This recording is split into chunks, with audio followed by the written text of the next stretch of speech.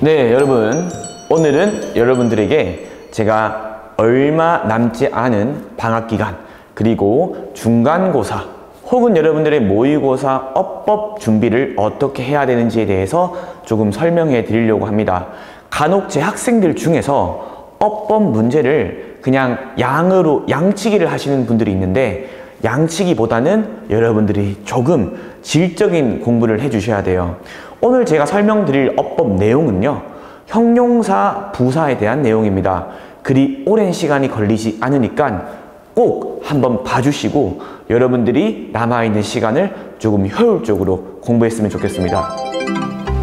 자, 어법에는 많은 파트가 있어요. 관계사 파트, 대명사 파트, 형용사 파트, 부사 파트, 이런 식으로 많은 파트가 있습니다.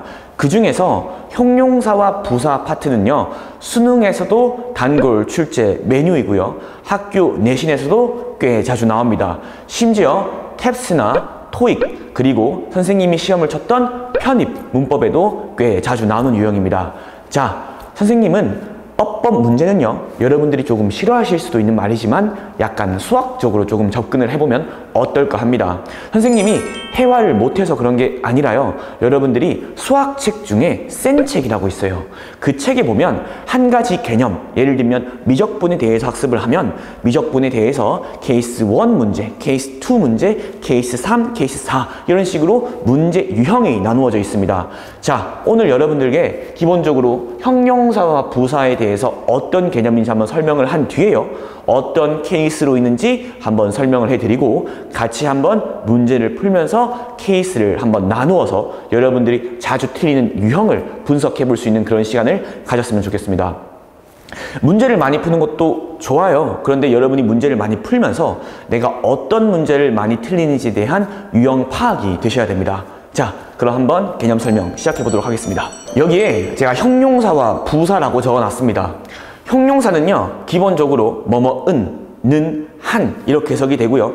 제가 빨간색으로 체크한 거는 시험 문제 포인트니까 여러분들이 한번 보시면 됩니다. 여기 보면 명사 플러스 ly는 또 형용사입니다. 그런데 형용사 뒤에 ly가 붙으면 부사가 됩니다. 첫 번째, able, for, us라고 적혀있는 이런 형용사형 접미사가 있어요. 여러분들은 이런 것들을 봤을 때 형용사인 것도 알 수가 있습니다. 자, 일반 기본적으로 형용사와 부사는 해석이 조금 다릅니다. 그래서 여러분들이 뭐뭐하게, 뭐뭐하게 이런 식으로 해석이 되면 이건 부사고요. 일반적으로 뭐뭐은, 는, 한이라고 하면 형용사입니다. 이 정도는 여러분들이 쉽게 이해가 되실 겁니다. 자, 그런데 명사 뒤에 ly가 들어간 거를 우리는 형용사라고 한다고 했습니다. 예를 들면 friend 뒤에 ly가 들어가면 이거는 형용사입니다. 그렇지만 kind 뒤에 ly가 들어가면 이거는 부사입니다. 왜냐하면 명사 뒤에 ly, 이거는 형용사 뒤에 ly이기 때문에 그래요. 간혹 친구들 중에 선생님, 그러면 명사 뒤에 ly 쓰고 ly 한 번 더 쓰면 어떻게 되죠? 이거는 여러분 죄송하지만 stupid입니다. 아무리 제가 수학적으로 생각을 하라고 했다고 해서 이렇게 하시면 안 되잖아요. 이런 건 없어요. 자, 이러고 나서 이제 우리가 형용사와 부사에 대한 어적인 개념을 공부하셔야 됩니다. 혹시 내가 아직 주어, 목적어, 보어, 서술어 이런 거에 대한 개념이 조금 확립이 되지 않았으면 천일문 기본부터 여러분들이 한번 보시고 공부를 해주시면 되겠습니다. OT만 보더라도 여러분들이 어느 정도의 수준인지 알 수 있으니까 한번 확인해 주세요. 자, 형용사와 부사는 둘 다 수식어 역할을 할 수 있습니다. 그렇지만 형용사는 뭐만 수식하고요, 부사는 뭐만 제외 전부 수식을 합니다. 과연 그 뭐는 뭘까요? 너무 쉬워요, 여러분. 형용사는요, 당연히 명사만을 수식하고요, 부사는 명사만 제외하고 전부 수식을 할 수가 있습니다. 그럼 시험 문제 포인트는 바로 여기서 한 가지가 나옵니다. 즉, 명사를 꾸며주면 형용사, 명사를 꾸며주지 않으면 부사라고 생각해 주시면 되는데, 부사의 밑줄일 때 형용사가 아닐까, 형용사의 밑줄일 때 부사가 아닐까입니다. 즉, 그거의 근거는 바로 명사를 수식하는지 수식하지 않는지가 제일 중요합니다. 첫 번째입니다. 두 번째, 형용사는 보호 역할을 할 수 있지만 부사는 보호 역할을 할 수가 없습니다. 그렇지만 이것도 여기 첫 번째 수식어의 역할과 똑같이 풀 수가 있습니다. 왜냐하면 보어라고 하는 거는 주격 보어와 목적격 보어가 존재합니다.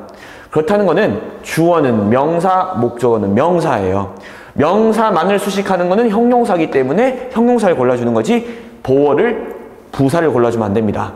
자, 그러면 여러분들이 이제 학습해야 되는 거는 어느 경우에 보어가 들어갈 수 있는지에 대한 그 문장의 형식에 대한 학습이 돼야 됩니다. 그런데 그 전에 저랑 같이 문제를 한번 풀어보도록 하겠습니다. 여기에 The film was an immediately success라고 적혀 있습니다. 그 영화는 즉각적이게 성공이었다가 아니라 즉각적인 성공이다가 되는 게 맞겠죠. 형용사가 뭘 꾸며주고 있냐면 명사를 꾸며주고 있습니다. 부사를 고르면 안 되겠죠, 여기서. 그래서 지금 이 문제는 형용사가 명사를 수식해주는 경우입니다. 자, 두 번째 보겠습니다. 그 팀은 플레이했습니다. 훌륭한이 아니라 훌륭하게가 맞겠죠. 그래서 여기서는 brilliantly를 고르고 플레이를 수식해주고 있습니다.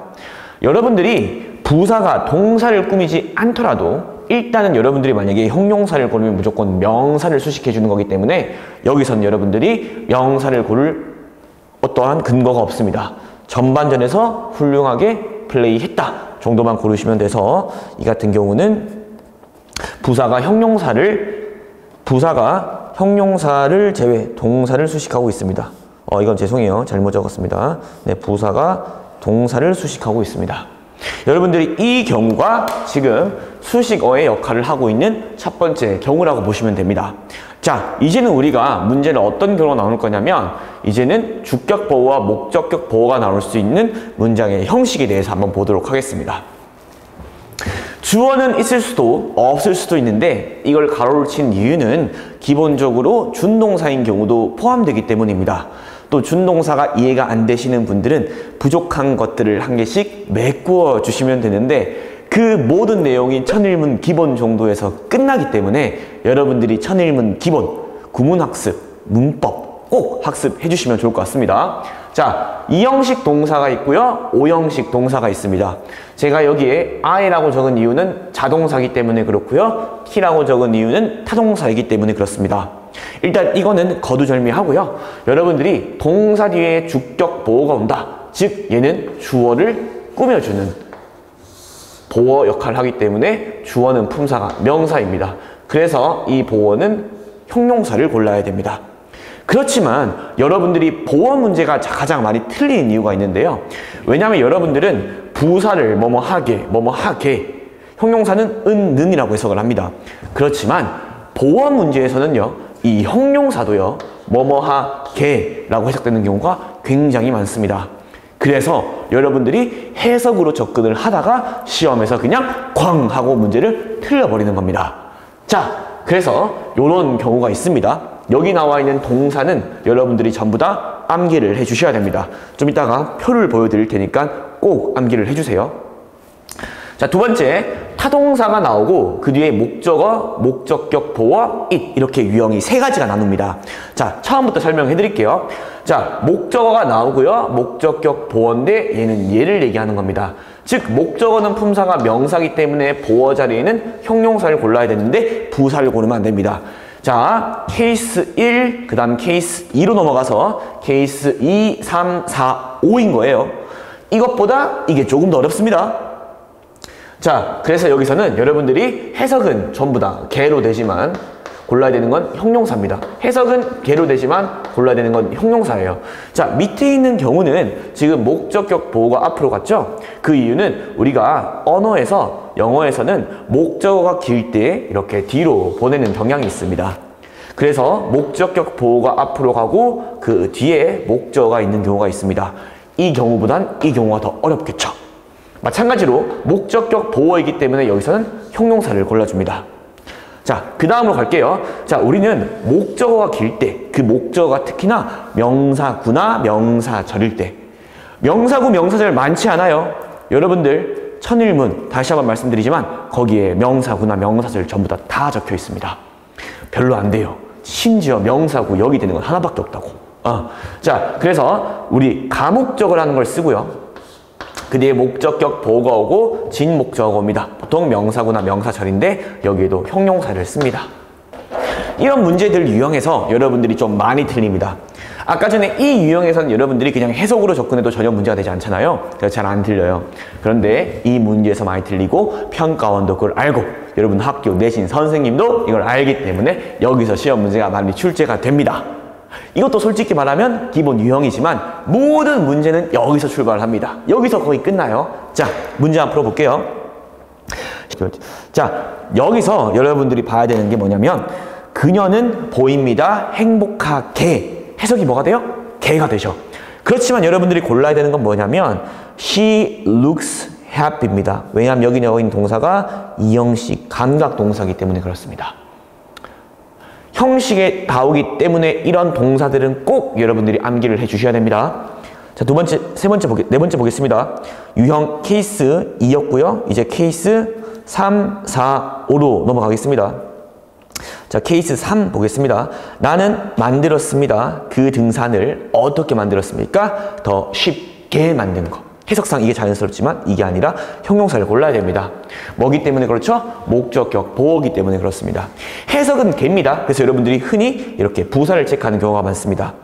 자, 5번 보겠습니다. 우리의 이유, 제공하는 이 서비스를 뭐 하는 것입니까? 만드는 것입니다. 쉽게. 어떻습니까? 해석이 이게 자연스럽죠? 그렇지만 얘를 고르면 안 됩니다. 이지를 골라야 됩니다. 왜요? 이 경우입니다. 목적격 보호가 앞으로 빠진 경우고요. 뒤에 목적어가 있는 경우입니다. 위에는 목적어가 있고 목적격 보호가 있던 경우예요.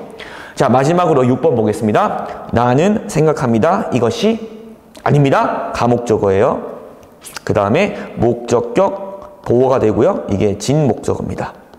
그래서 그때도 여러분들이 나는 생각합니다. 중요하게라고 해석이 되지만 형용사를 골라줘야 돼요. 그래서 여러분들이 여기 나와 있는 동사는 꼭 암기를 해주셔야 됩니다. 저는 여러분들에게 무작정 아무거나 암기를 하라고 하지 않습니다. 효율적으로 공부를 하기 위해서는 효율적인 암기가 필요합니다. 여러분들이 지금 공부하고 있는 것에서 조금 효율성을 추구할 필요는 반드시 있습니다. 레버리지라고 하죠. 적은 시간을 투자해서 효율성을 많이 추구하는 우리 그런 공부 학습을 해야 됩니다. 그런 학습하는 데 있어서 모든 어법은 이런 식으로 접근할 수가 있습니다. 이거는 여러분들이 기본적인 유형 5가지 1번, 2번, 3번, 4번 5가지에 대해서 학습을 했고요. 여기서 조금 파생되어서 몇 가지 유형이 더 있지만 전부 다 여기서만 출발을 합니다. 자, 어떻습니까? 여러분들이 학교 선생님께서 아무리 문제를 새롭게 내려고 하더라도 기본적인 시작은 형용사 부사에서 내려면 여기서 시작을 해야 됩니다. 마찬가지로 평가원 문제도 기본적으로 다 여기서 출발을 합니다. 여기서 조금만 더 케이스를 더 세분화시키고 나누어서 한 15가지 정도의 케이스로 여러분들은 형용사 부사의 문제를 전부 정복할 수가 있고 형용사에 밑줄일 때 그 케이스가 전부 다 떠오르면 문제를 쉽게 풀 수가 있습니다. 간혹 이럴 수도 있습니다. 선생님 그렇게 안 하고 그냥 감각적으로 풀면 안 되나요? 감각적으로 문제를 풀기 위해서는 여러분들이 그만큼의 노출을 시켜야 되는데 그만큼의 노출을 시키기가 상당히 어려워요. 여러분들이 영어권에서 살거나 만약에 내가 영어를 평소에 많이 접하시는 분들은 감각적으로 풀 수가 있습니다. 왜냐하면 여러분들의 감각이 문제를 해결해 줄 거니까요. 그렇지만 여러분들은 감각으로 풀기에는 영어의 노출이 많이 안 되어 있기 때문에 케이스를 나누어서 조금 생각을 해주시는 게 조금 더 도움이 될 것 같습니다. 그냥 하는 말이 아니에요. 정말로 제가 추구하는 어법 시험만을 위한 공부 학습법이라 생각이 되니까 여러분들이 한번 이런 식으로 학습을 해보시고 그냥 많은 문제를 풀고 공식 이런 식으로 하지 마시고 조금 더 세분화시켜서 내가 틀리는 문제는 내가 여기서 많이 틀리는구나, 여기서 많이 틀리는구나, 이런 거를 인지를 한 다음에 내가 틀리는 유형을 많이 공부를 하는 게 저는 조금 더 효율적이라고 생각을 합니다. 여러분 이제 내신 기간이 얼마 남지 않았습니다. 한 달 반 정도 뒤에 이제 내신이 시작이 되고요. 여러분들은 이제 내신의 첫 시험을 치는 학생들도 있을 거고 이제 2학년 혹은 3학년 때 새로운 마음으로 내신 시험을 준비한 학생도 반드시 있을 겁니다. 동기부여가 약해지는 순간들이 반드시 있어요. 그럴 때마다 내가 왜 이거를 하려고 하는지에 대해서 한 번만 더 생각해 보는 시간을 가졌으면 좋겠습니다. 여러분 그냥 하시면 됩니다.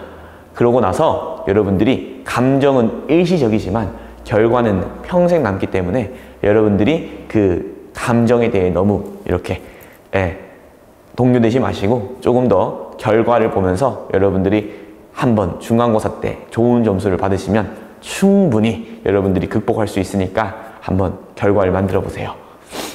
감사합니다.